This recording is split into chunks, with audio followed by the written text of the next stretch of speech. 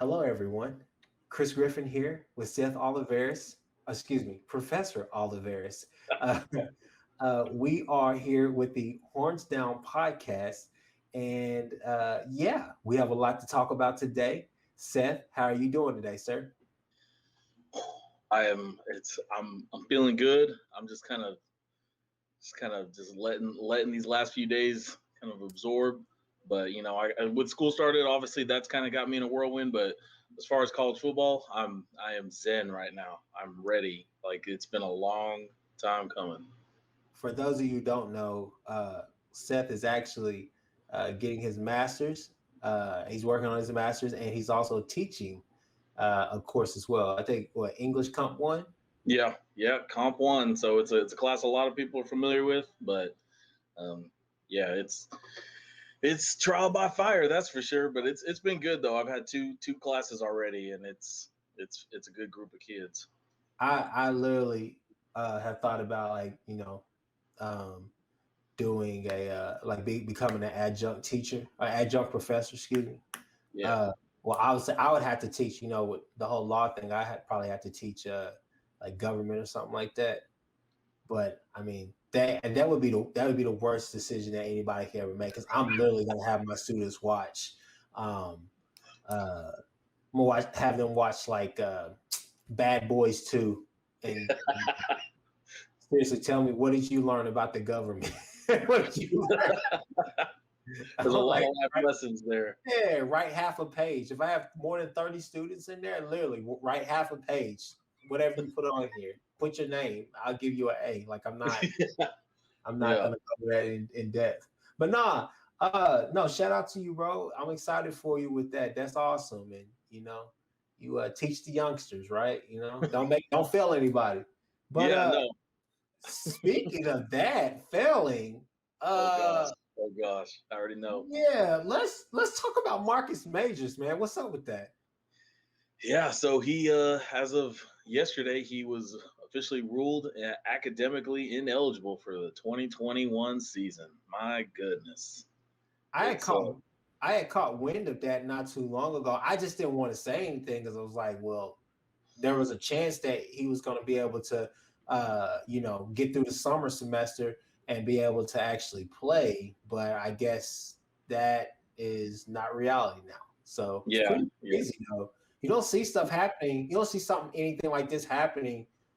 I guess in modern times now. I mean, that's kind of something that happened back in the day that was kind of brushed under the rug. But Yeah, yeah. yeah, I think this is Lincoln Riley since he's been a head coach. This is his first, at least definitely like a player that was definitely gonna see the field like in a regular role. Like he would have been easily the third back, which in this offense, that dude's gonna show up at every game. So yeah. yeah, this is definitely the first one I'd say in the Lincoln Riley era where a dude's been academically ineligible. It kind of makes it hard.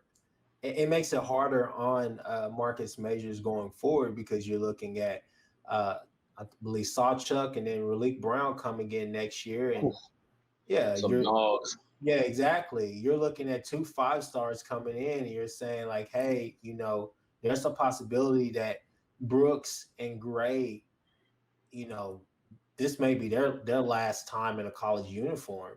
So you're saying, okay, Trey Bradford, Raleek Brown, Sawchuck, you're looking at Marcus Major, and you're saying like, hey, we can't count on you. You know, it'd be different if it was like something related to the whole uh, Trey John Bridges incident.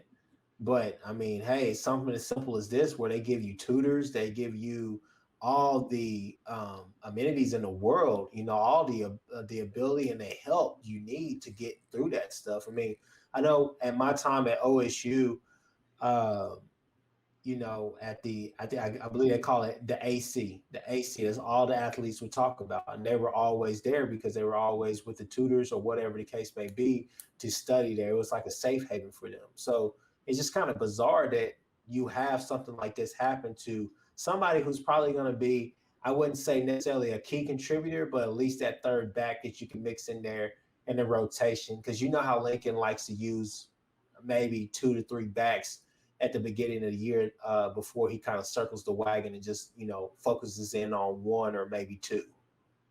Yeah, and I mean, it's when you really think about this.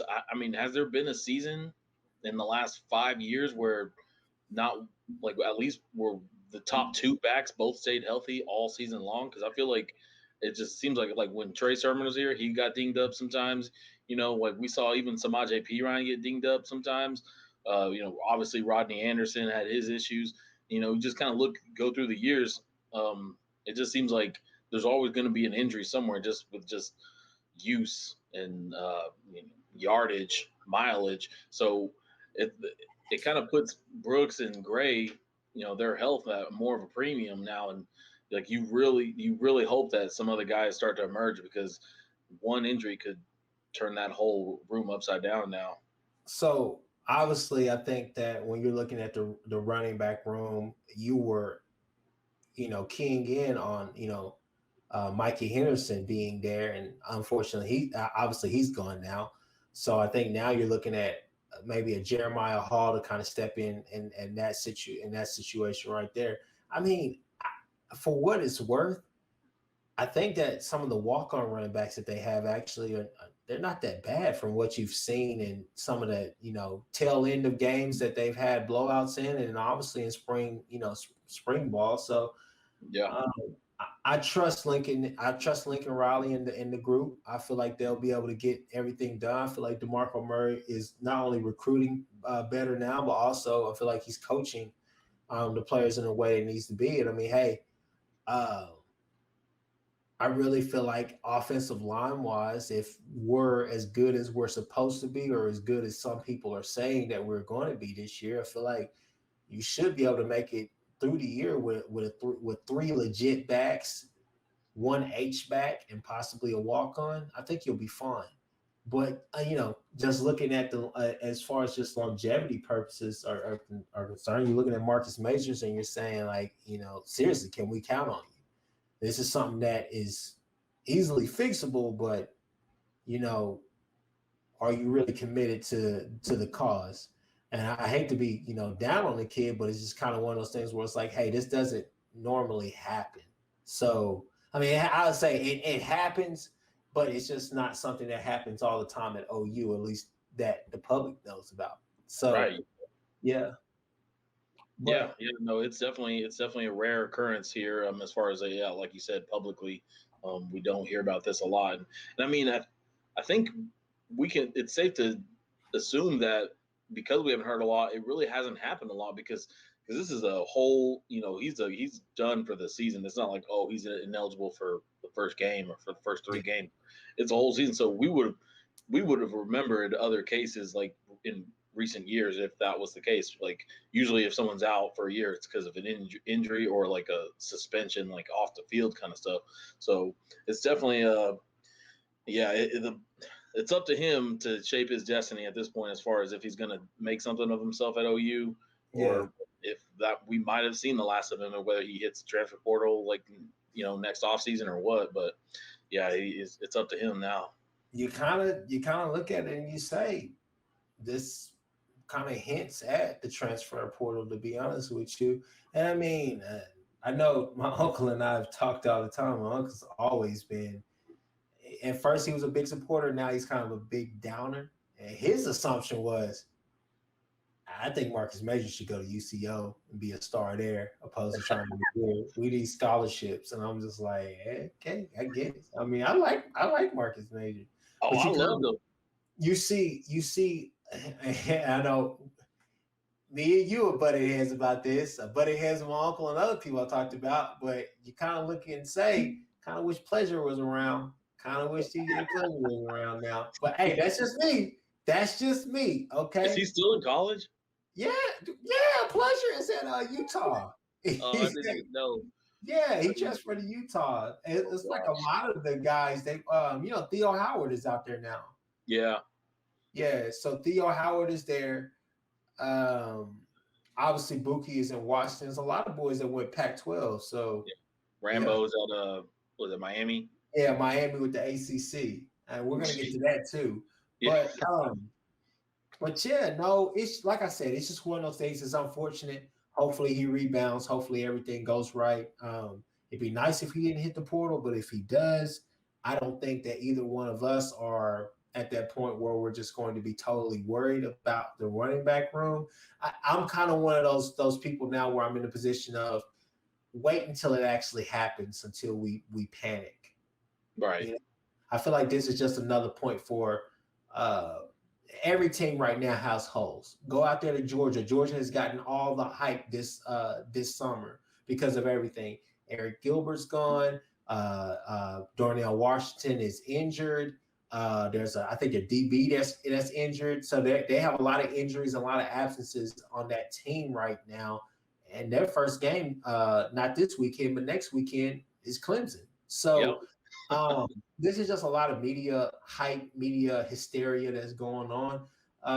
Like I said, we wish Marcus Majors well, but at the same time, we got to focus on who's actually here, circle the wagon, and keep going. Couldn't said it better myself. So, with that, unless you have anything to add to running back concerns, are you good on that? No, yeah, I mean, yeah, I'm good on that. I don't have anything else to add. I mean, I do like though that you alluded to the offensive line. With this offensive line, especially with what we've been hearing, and this can kind of segue us into like some camp news things. Yeah, But I know I've been hearing. I feel like I've heard more about the offensive line this fall camp than in at least the last few years with like Bill Bedenbaugh and everything. Because like one, he's not. He's. I mean, a lot of coaches aren't the type, but he's definitely not the type to ever talk up his players. Like if he's got good players, you're just not going to know it because he's not going to talk about them.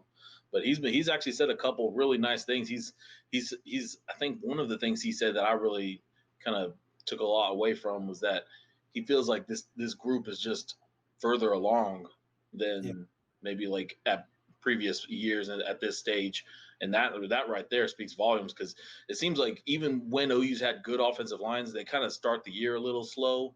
yeah, Kind of there's kind of moving pieces and maybe a little gelling issues, but if they're going to start the year this season in like mid-season form, yeah, like you said, it doesn't matter who's running the ball because they're gonna get lanes, they're gonna get pathways, and it's that running game is gonna be right where it needs to be. Well, I would say just to add to that, I would definitely say that I think it kind of shows last year that you know they definitely like pleasure. They like McGowan a lot as well, but with Stevenson there, a little bit more belief in him. Get what I'm saying? So obviously they're going to block a little bit harder for him, but Right. I think coming into camp, coming into the summer, you're hearing Lincoln and everybody, all the coaches talk about how the wide receiver play last year just was not up to par. Well, you look at the offensive line play and you say, well, it wasn't up to par either. So you're looking at those two groups on the offense to really improve between, now and, when the first pass is thrown against, or first pass is thrown or the first ball is run against Tulane, which we watched in the gym the other day, and we left thinking to ourselves, we said, okay, so we should be up by 20 before the first quarter ends. But no, I mean, there's really no concern. You just want to see the offensive line do great things. One of the things I think is the most interesting about the offensive line is Bill Bedenbaugh and the fact that it's not the best five players that play; it's the best five that play together that play. So it's different. So I'll say that again. It's not the best five players that play, it's the best five players that play together that play. I know it's a lot of words right there kind of jumbled No, together. that makes total It, sense. yeah, it's really interesting. And I feel like with this offensive line unit, you have a bunch of interchangeable parts that can all be used effectively in different positions. They talk about Chris Murray playing different positions. They talk about Andrew Rain playing multiple positions. I mean, and Anton Harris. I mean, you have a lot of different names out there that they can play either side of the ball, but you're looking at them to play this spot here. I would say with the offensive line, one name that you've heard about that you kind of haven't heard about, but you've heard about, Wanye Morris. I think that maybe it may take him a little while, but I definitely think he's going to be out there. Um, Yeah. definitely What think, what what year is it? What classification is he I want to right say now? Wanye Morris a sophomore? He That's what my first inclination is. I'm gonna have to look at the roster, but yeah, because I mean, obviously he played at Tennessee, so yeah, I think he's a sophomore though. I know Eric Gray's a junior. Just talking about Tennessee transfers, and then Key Lawrence. I He's think a he's junior. He's a junior. okay. Morris. Okay, so yeah, with the offensive line, I think the strength of this offensive line right now, at least, is definitely the inside, like those three inside spots. Like, and I Yeah. know Andrew Rame, it looks like he's going to be the center for sure, and I know he's like this will be his first time starting, but from all accounts, it sounds like he's going to pick up where Creed Humphrey left off, at least as far as like physically a physical presence and everything. And obviously, the mental part of the game, especially at the center position, it's going to take some adjusting because you just got to be in the trenches to actually get that kind of experience. But I don't think it's going to I don't think it's going to be trouble for him at all. Like he looks like a natural at that spot. He'll be probably an all conference pick, if not this season, the next season, and then maybe even more than that. Well, as long as Eric Swinson isn't out there, I think we'll all be happy. I wonder what there should be bets on like what game Eric Swenson is finally going to get replaced by somebody else because it seems like every season he starts the season as a starter and then he'll get replaced and then the offensive line like picks up after that. But like it's like I don't know why we keep going. First of all, I don't know why he's still there. He's like 29 years old. Yeah, exactly. Like, I think the thing I'm most excited about with this receiving core and this offensive line unit is just the fact that you're going to have some continuity going into the season. You're going to have a lot of experience. And what I mean by that is that your quarterback play is going to be at the level that it should. All respect due to Jalen Hurts, got us another Big 12 championship. We made it to the playoffs. He did his thing that year. But we all know that the first 7 games of the year were way different than the last 7 games of the year. yeah. Then let's also talk about with Spencer Rattler. Spencer Rattler is a redshirt freshman, hadn't really played real live football, like meaningful football, for almost 2 years. Didn't have any spring camp, any spring camps, any summer camps, or well, he had one summer camp, but I don't even know if you can call that a summer camp. Yeah, as a freshman, yeah, like that Yeah, was I mean, you're looking at it like, hey, he's coming in fresh this year, experienced and ready. You're hearing in camp that he is taking command of the offense, and I think the biggest thing is that obviously he's the starter, but you're still looking at him saying that, okay, I got a kid behind me that is pushing me because everybody is so quick to crown him as the next big thing here at OU, and Caleb Williams, deservingly so. So I think that coming back this year, you're looking at that offense and saying, okay, finally you got another quarterback. You got the quarterback play that you're supposed to have. You had great quarterback play last year, but still beginning of the year, bit shaky. Our red zone offense definitely struggled last year, but I think that you're going to be able to fix a lot of those things early on in this year, and then you're going to be able to rock and roll through the Big 12. So that's the biggest thing. Anything else out of camp that you're hearing? Yeah, well, I know the other day, I think it was yesterday, Lincoln talked about, like he was talking with some of the media, and he talked about the depth chart as far as the quarterbacks go.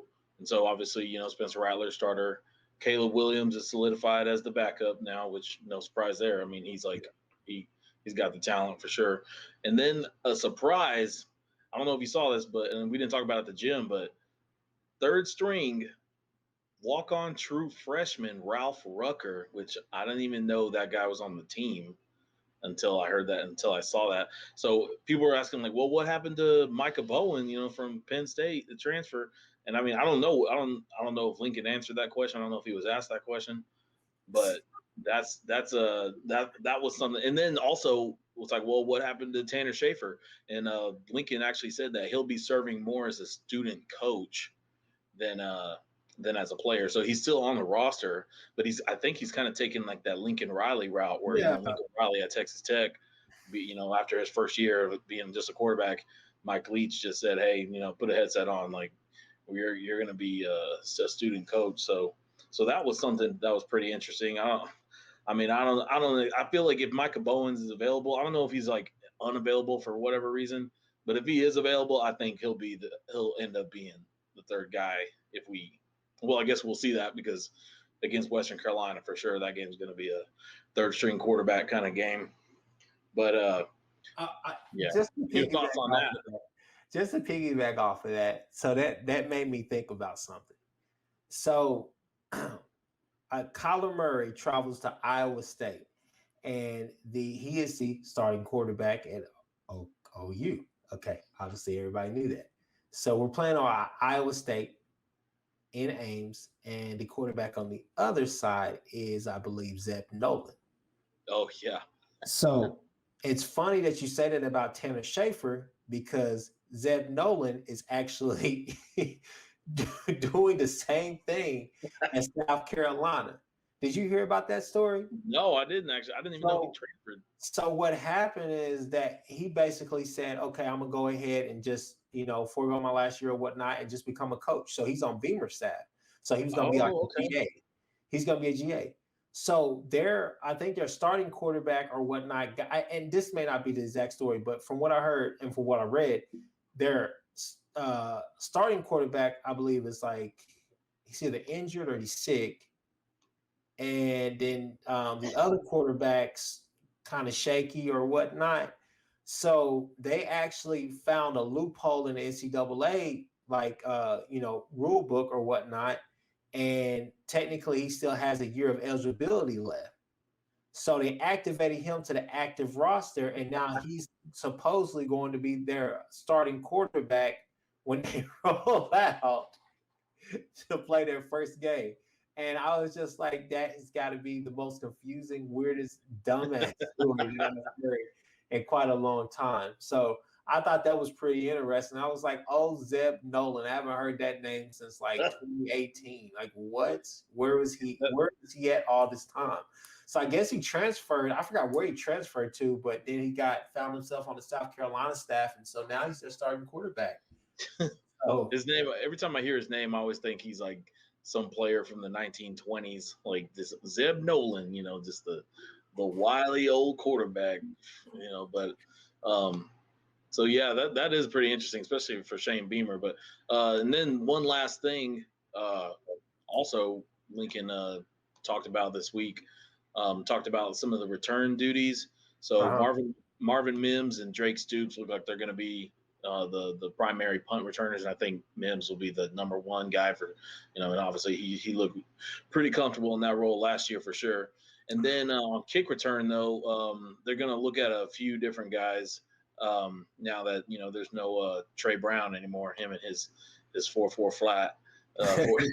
Yeah, but so they got looks like DJ Graham, Billy Bowman, Eric Gray, Mario Williams, and Jalil Farouk. Are going to be some of the guys they look at kickoff return. Oh, that could be dangerous. That could actually be pretty dangerers. Yeah, some of those guys. I don't know if they have that speed that Trey Brown has or that acceleration at least, but those guys are explosive. I mean, Billy Bowman, as far as high level Texas ball, he was dangerous in the return game as well. So I think that's definitely interesting. Yeah, I'd like to see Billy Bowman, and I mean, heck, I'd like to see Mario Williams too. I just want to see those dudes because we know that they can ball. I just want to see them get the ball in their hands any way they can, at least as true freshmen before they start to settle in their roles. I mean, obviously Mario Williams is going to get his no matter what because he's a receiver, but yeah, it's a pretty interesting group of candidates. I can already tell you that I'm sure that one of the first passes to Mario Williams will be a bubble screen. I can already tell you it's going to be some type of screen. But how far is he going to go with it? You going to predict? All the way? I'm going to say the first bubble play will go about 6 yards, and then let's see. I'll say, you know what route I'm excited to see is the delayed slant route that they used to run with Hollywood. Oh yeah. If you remember when Hollywood really broke on the scene at against OSU whenever he took that one home, they ran that action with they actually ran that same action with gosh, who's Charleston Rambo? They ran an action against Houston as Oh, I well. remember that with Yeah, Jalen threw it to yeah. it's kind of like a delayed.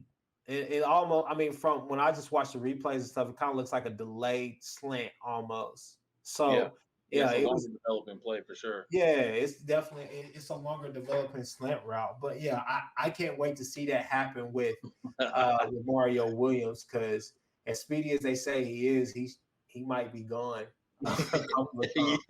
yeah, they But don't have that angle. He's getting to the sideline for sure.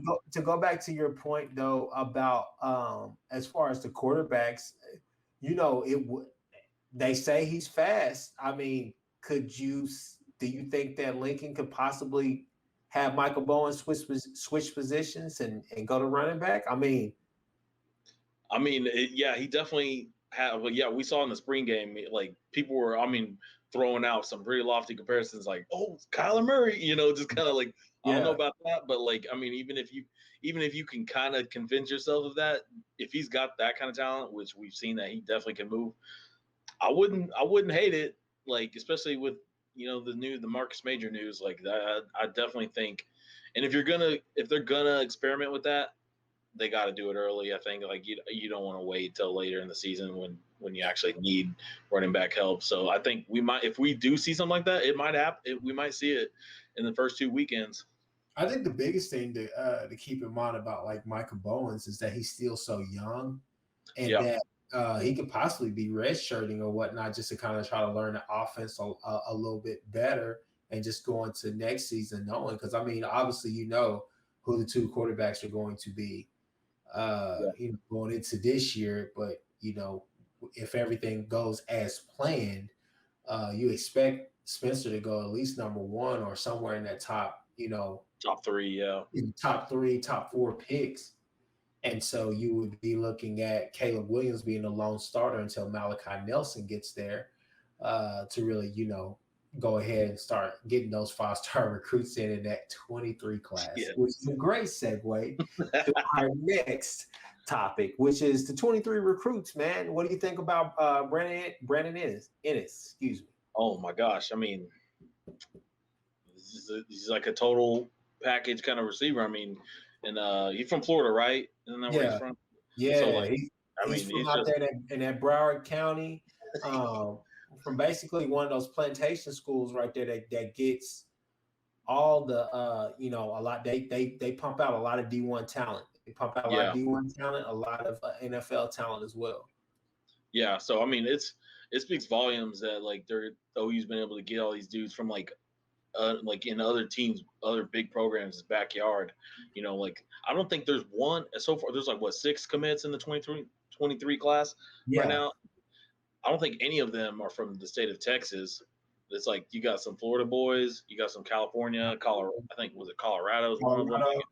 Yeah, so it's like they're getting them all over, but like they're getting like the top dudes. So we have like Brandon Ennis. I mean, I don't know where he'll end up as far as like, in the pantheon of OU receivers, but he's definitely got the talent. And like, he's definitely going to be one of the highest rated recruits at receiver that OU's had in a while.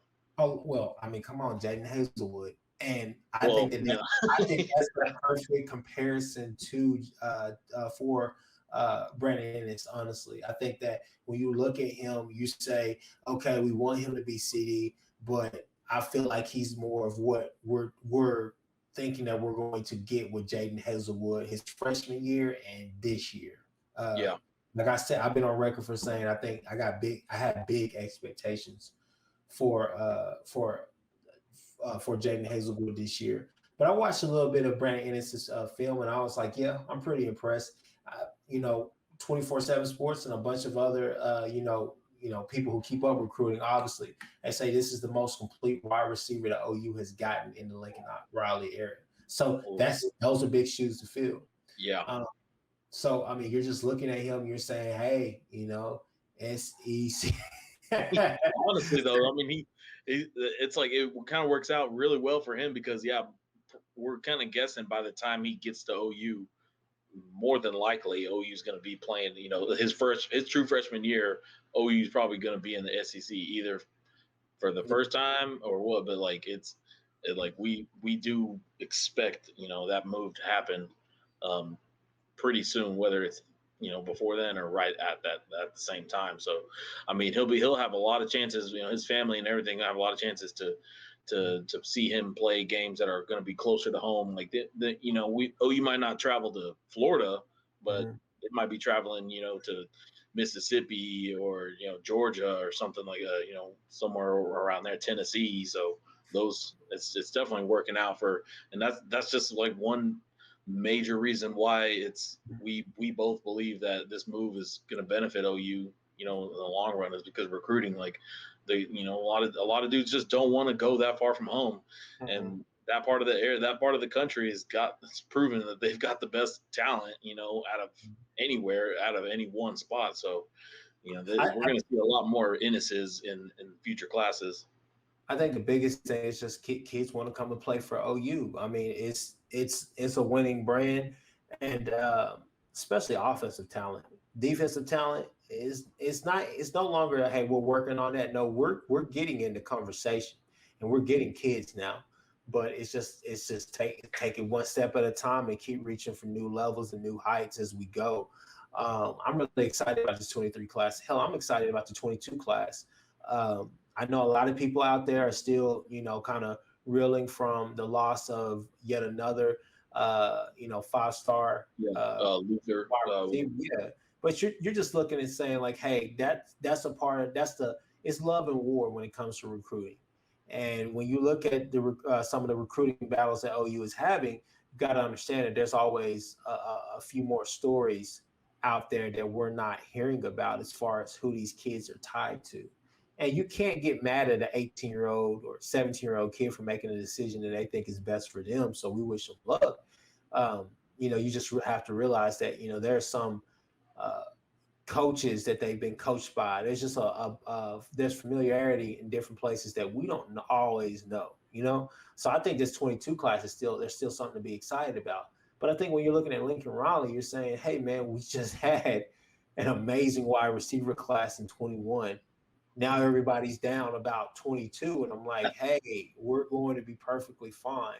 Also, you got to tie into the fact we may still get Theo Weiss, Jaden Hazelwood. We may get one of those guys back.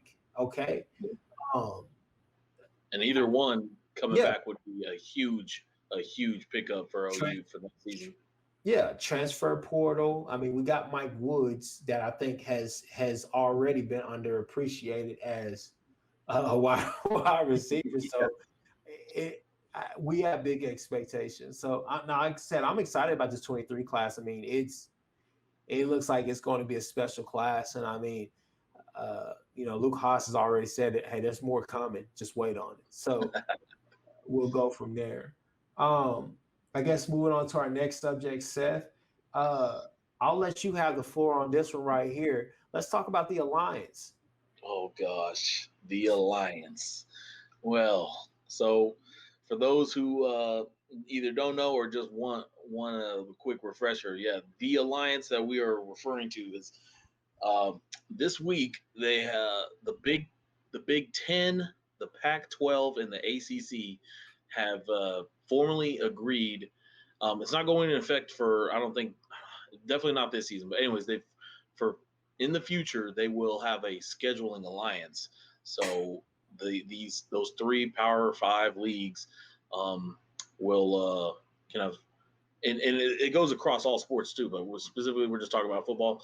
They're going to play each other in I guess a set number of games every season, and just to kind of like, I think this is in an effort to boost their kind of schedules and just to kind of expand their footprints, and really just, it's honestly, I feel like it's just a knee jerk reaction to what happened over the summer with OU and Texas being invited to the SEC and joining the SEC, in effect for in the future. So yeah, it's definitely, that's what their move was to kind of as in response to that. And honestly, I just don't, in my personal opinion, I just don't see it as like a, you know, a, it does nothing one way or the other. It doesn't.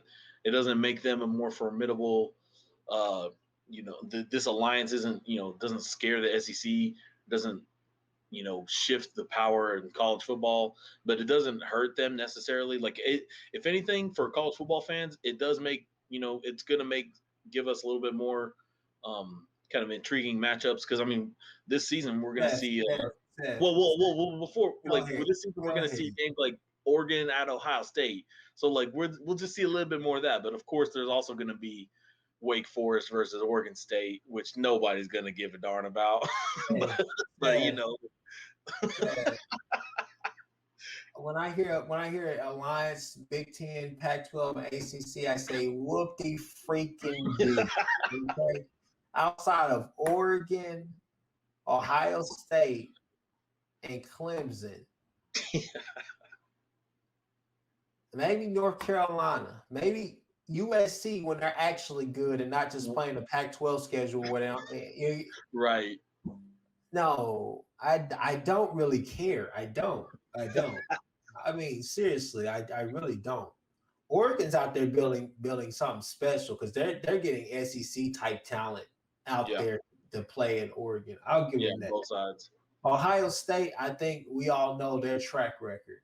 Clemson, I think we all know their track record. Outside of that, I'm just letting you know, there's nothing that gets me up about Cal is traveling to play against Boston College today. Yeah, Boston College. Oh, wow. Pittsburgh is traveling across the country to play Stanford. I mean, you don't want to see Northwestern versus Arizona. I'd rather see Northwestern play Northwestern State here at Alma. I mean, come on, man.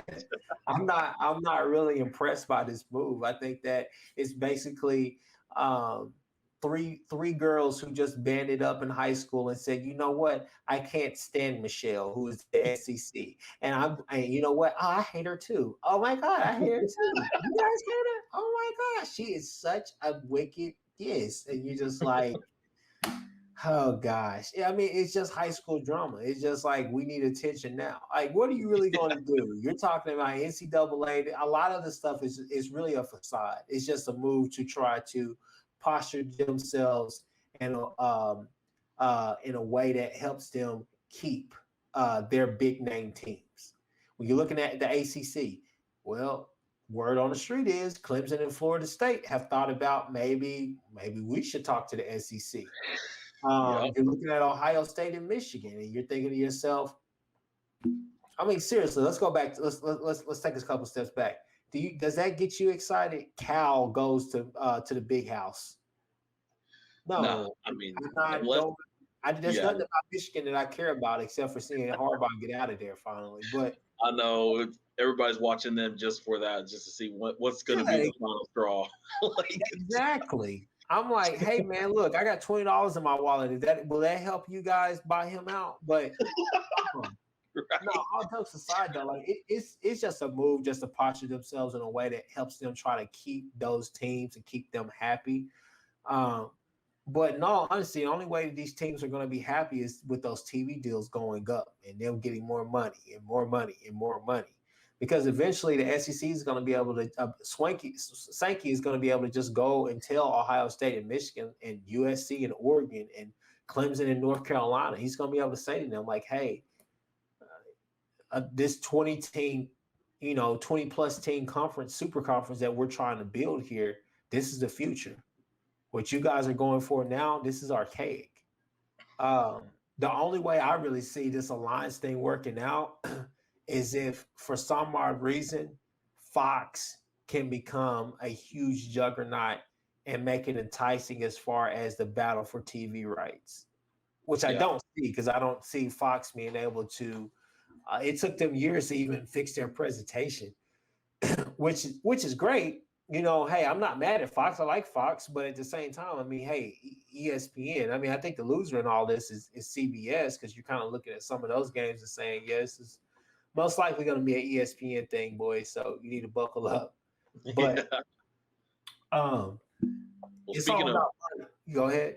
Yeah, well, I was just going to say, well, speaking of all these conferences and such, let's talk about the one that's closest to home right now, the Big 12. And do you think, like, what do you think about the Big 12 now? Now that we've kind of had some time to let the dust settle, like, do you believe the Big 12 is staying alive? It it Beyond. just, it doesn't look good for the boys at home. It really doesn't. It really doesn't, because every time they think they're gonna have a way out, it's like those dreams get killed. And I mean, seriously, they just get slaughtered. And I'm like, I don't know what you're gonna do.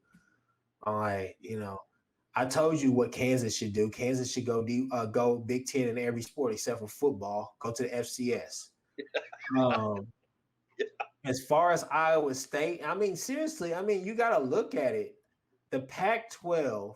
I was listening to Bob Stoops talk the other day with Lehman and Eichert, and he was just talking about how the Pac-12, the ACC, he's talking about the Big Ten. Those conferences make no sense. They don't mix well with OU. OU doesn't mix well with them.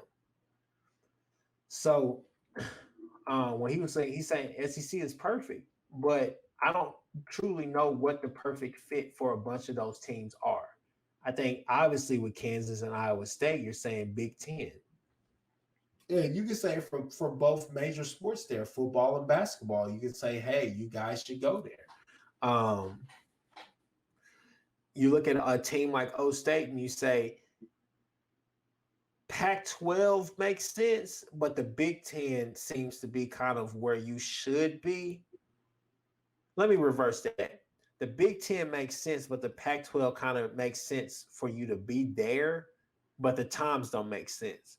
So it's a whole bunch of stuff. And I really think that TCU, and I know Landry Burdine, who was on our show, he talked about how TCU shouldn't take a step back. But I mean, what are you going to do? The best thing that we've already been in the American, we've already been in the Big West and all the rest of it. Well, okay, but you got to find a new home. What are you going to go independent? I don't think you have the resources to do that. No, not even close. No, I mean, I don't know. Seth, I have no idea on this one. What about you? Oh man, well, I mean, I agree with you first of all, like on the Kansas and Iowa State, and then like I also agree that like most of those other teams that are just out, it's kind of there's really not like a perfect fit for any of them. Like it's almost just like they might just end up getting lumped in with the American, and I don't know if we'll reclassify the American conference as like a power conference or if we'll just keep it as is, and then those teams just lose a big piece of their status. But yeah, with like specifically with like Oklahoma State, well, I do want to bring up. I saw this meme about OSU where them going to the Pac-12. And it's like it's that meme where it's like Steve Buscemi. I don't know what this is from, but like he's like got the skateboard in the school, and he's like, "How you do, fellow kids," or whatever.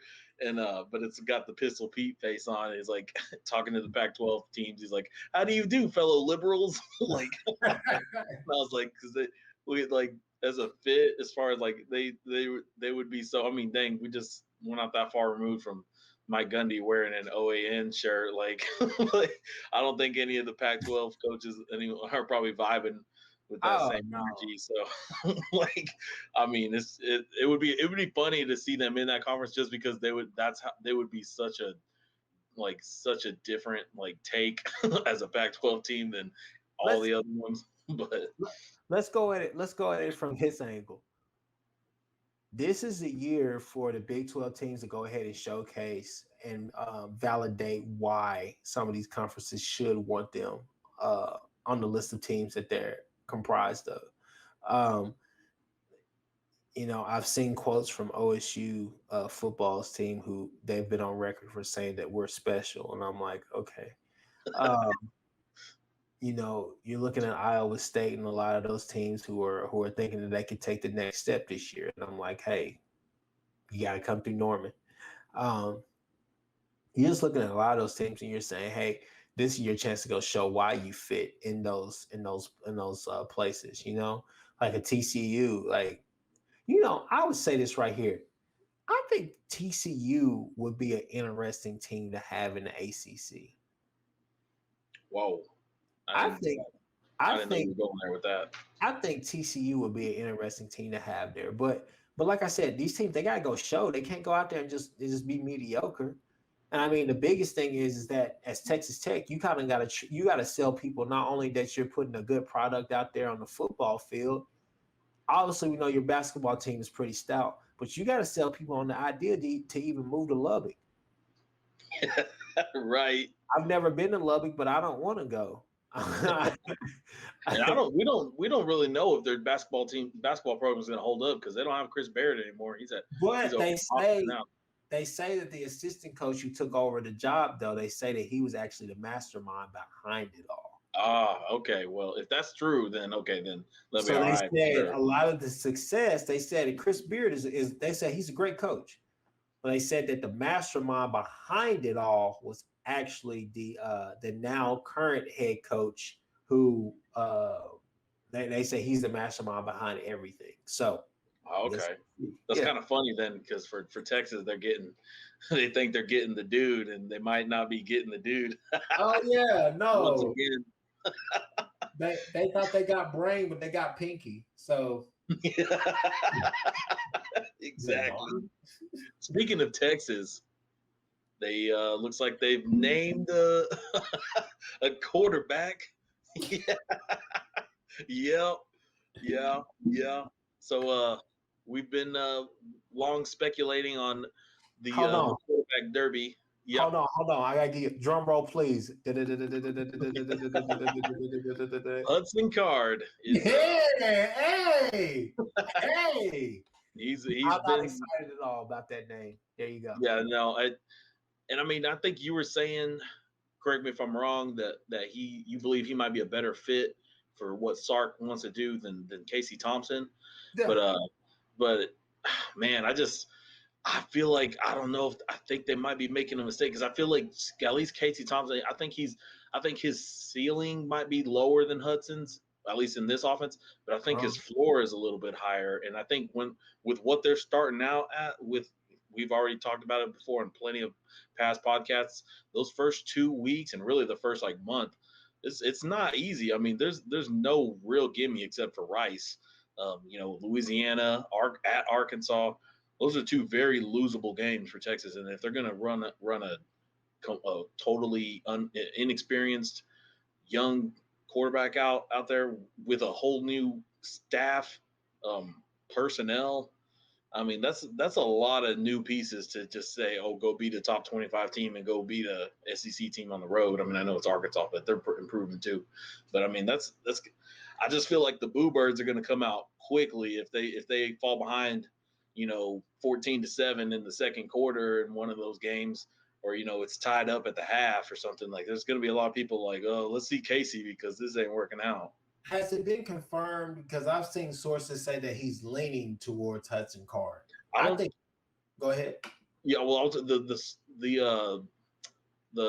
source that I read was that it wasn't. They weren't saying it was confirmed, but yeah, like you said, that's what like the rumblings were, and it was from somebody who had like had some reputable knowledge that they had dropped in the past, so it was verified and everything. I'm going with it. I mean, I really don't know what else to say. I'm going with it, but I mean, hey, my question is, do you get? Okay, excuse me. We're not going to see Vince Young or Colt McCoy type play from these quarterbacks at this juncture and this point in their careers. Will we even see Sam Ehlinger? Listen. Let me finish. Okay. The question is, will you get Tyrone Swoops? Oh no. Will you get Shane Buechele production? Not SMU, but I'm talking about Texas Shane Buechele production. Or will you get Sam Ehlinger production in the latter years or even the first few years that he was a quarterback there? I think that's kind of what you're looking for. You're looking for probably something on the end of in between Buechele and Ehlinger in his latter years. That way, that at least give you a holding place for the next quarterback to come in to kind of, commandeer things and take it away.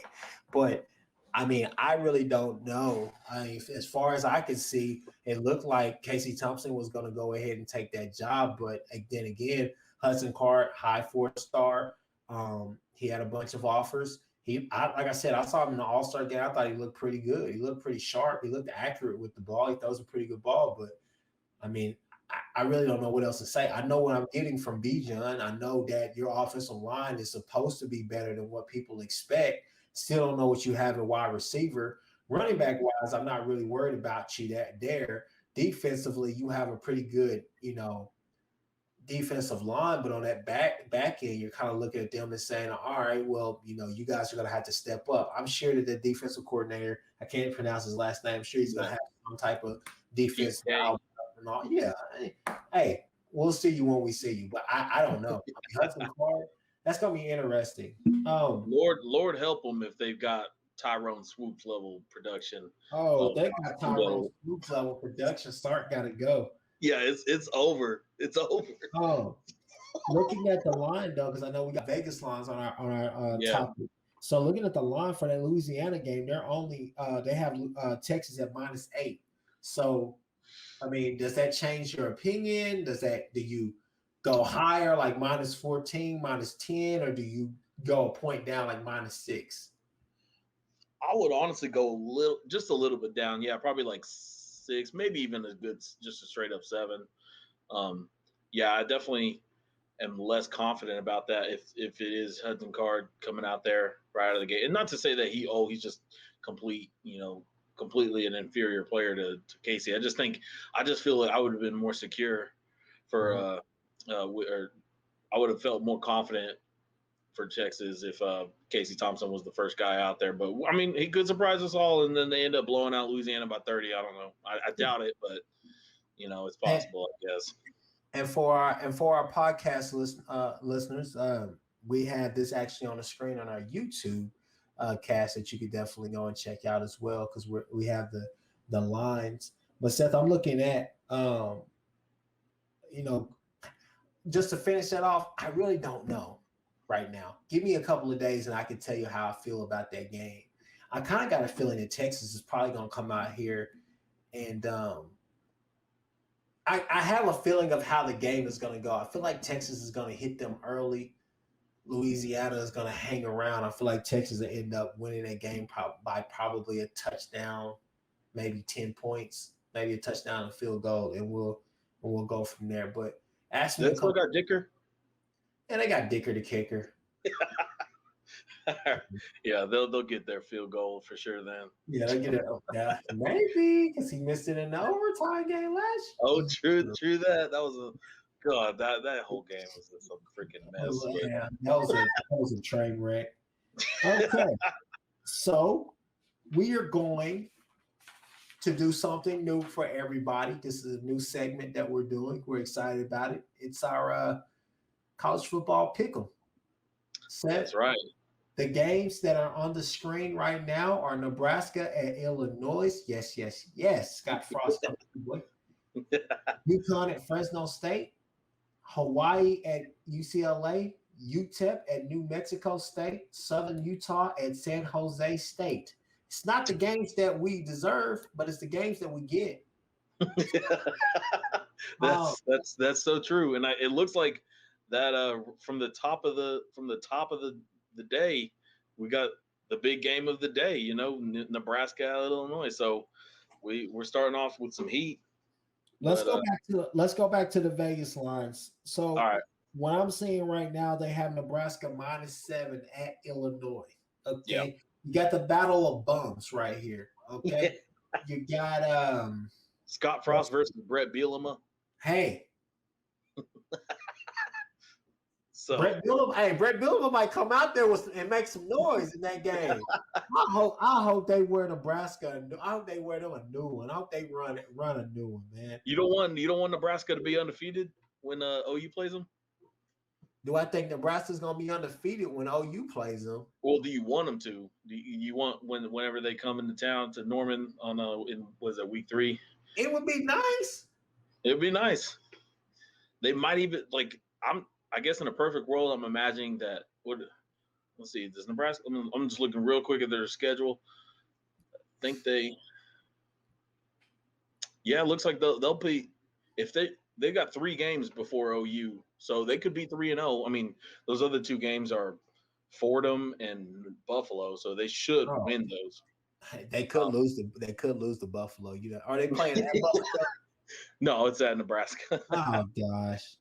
So anyways, though, with this game, oh man, I just with what we've seen from Nebraska, I just don't know. So do you want to do with this pick 'em? And so we're like instead of like breaking them down, you want to just run through them? Oh yeah, no, we're gonna definitely run through them. That was that was the big game of the week right there, Yeah. Nebraska and Illinois. You took it right out of my mouth. Oh, okay. So Yeah.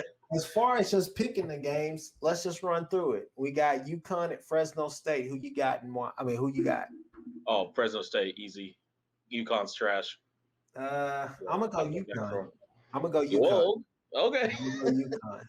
It's gonna heat up for them boys out there in Cali. All right, we got Hawaii traveling to take on the Chippers with Chip Kelly, UCLA. Oh, man. This one is actually giving me some trouble because I think initially I would want to say UCLA, but I think Hawaii's kind of got something rolling. But I'm going to stick with UCLA. But I think it'll be close. The Vegas lines have UCLA minus 17. No, I would definitely go under on that one. I don't think there's been a game in Chip Kelly's tenure as coach at UCLA where he's blew out a team. I really don't. He's been on the opposite end of that sentence, but it hasn't been a team that he's blown out. Yeah, no doubt. So I'll go with UCLA as well. UTEP at New Mexico State. Oh, the battle of the bums right here. Man, I'll go New Mexico State only because they're at home. I'm going Lobos as well. Yeah. I don't know how I know their mascot name, but hey, go Lobos. Southern Utah at San Jose State. San Jose State. I think they went to a bowl game either last year or the year before that, and then it's an FCS team and not a good one. You're just saying that because you like their colors. That yellow and that baby blue. I ain't gonna lie. I turn on the TV. I'm like, who the hell is this? Yeah, some arena football team. I always get San Jose State and San Diego State mixed up for some reason until I see the color. I'm like, oh, San Jose State. They don't look like a arena football team. They look like a team I would create on NCAA. But I digress. But yeah. No, I'll take them, and we'll go from there. But hey, I think that's the big one. You got it. Did you mention who you got in Nebraska, Illinois? I don't think I did. I think we kind of went. I got Illinois. Oh, I'm gonna go Nebraska then. I'll go Nebraska. Make it interesting. Let's see. Okay. I gotta go Illinois. My dad is a devout Nebraska fan. I hate everything Nebraska is because of that man. So he can have that. It's Boomer Sooner over here and horns it down. You hear me? That's right. But anyway, Seth, you got anything else, man, for the people? No, I think we're good here. Now it's just a matter of just watching that clock tick down till noon on Saturday. We'll get these games underway. Well, I'm trying to tell you, boy, I one thing I am not excited about that I'm definitely not going to watch is the Migos on College Game Day. I like the Migos, but I have no time to listen to a heavily edited song that they're going to be performing. I'm like, bro, 2 minutes of the song, they didn't say a word. What you talking about? Like, it's just instrumental. It's called Game Day on this weekend also? Yeah, College Game Day is on. It's going down. Corso is back on campuses now. Wow, man, I'm impressed by his Lee Corso has stamina. That boy has stamina. He's like almost 90 years old, probably. Yeah, but anyway, Seth, where can everybody find you at, and where can they find you teaching classes as well? Hey, you can find me at the University of Oklahoma. Yeah, no, but you can definitely find me on crimsoncreammachine.com, but also the Twitterverse over at Seth Oliveris. You see it on the screen if you're watching this on YouTube. Just you can interact with me there. I usually talk about OU football or some kind of football if it's not OU related, but yeah, we're having a pretty good heck of a time over there. So hope to see you. Well, guys, you can find me at Chris with a K. It's on the screen. You see that? The K, the C, the H. Please don't forget the K. Okay. And the C. Anyways, you can find me there. I talk a little bit of noise here and there or whatnot. You need anything legal? Hey, I can help you with that. You need anything No, all jokes aside, no, you can find me at Chris with a K on Twitter, Instagram, whatever. Interact with me. I'll talk noise with you. Seth is the football mind. I'm the troll. Okay, so hey, just know that. But anyways, Nebraska sucks. Texas sucks. The entire AC bottom half of the ACC suck. Shoot, the SEC, the bottom half of that suck too. I mean, Vanderbilt, come on now. That's what they should do. This is what they should do, and I will end it here. They should have Vanderbilt, Kansas, TCU, O State, the entire rest of the Big 12 that's in shambles. Vanderbilt, Kentucky, either Ole Miss or Miss or Tennessee. Mississippi State. No, I wouldn't put Tennessee in there. Cal. Okay. Should have teams like Utah State, teams like that right there. Had them fight for conference availability. Conference. Yeah, have their own playoff. Battle of the Bone. That's what But nah, anyways, y'all, hey, this has been another episode of the Horns Down podcast. Horns Down for peace. So we out.